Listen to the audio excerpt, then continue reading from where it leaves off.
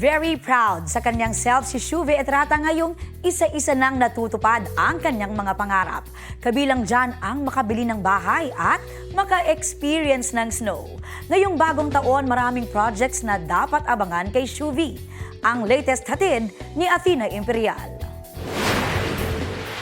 Balik Manila na si Shuve Etrata matapos ang 12-day holiday break. Nag-me time raw siya nitong bakasyon sa Japan. Yun yung time ko na kinausap ko na sarili ko. I tapped myself na you did so well this year.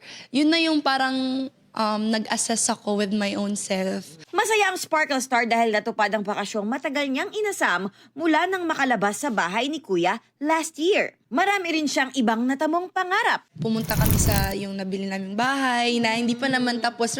Pinuntahan lang namin, iyak na ako ng iyak doon. Kung may bahay na tayo. Kita sila kayo, girl. Siyempre, hindi pwede, maghugas pa kami ng pinggan, hindi. Ang mga wish din na gadgets ng mga kapatid, tinupad ng kanilang ate. Kapatid kong pang-apat si Shinmin, kailangan ng iPad kasi ganun na yun eh. It's a really great tool for, for your studies or education. Ngayong 2026, maraming aabangan ng kanyang supporters. Isa na ang action drama TV series na Master Cutter. Kasi grabe talaga ang mga scenes with Kuya Ding Dong Dantes, the one and only.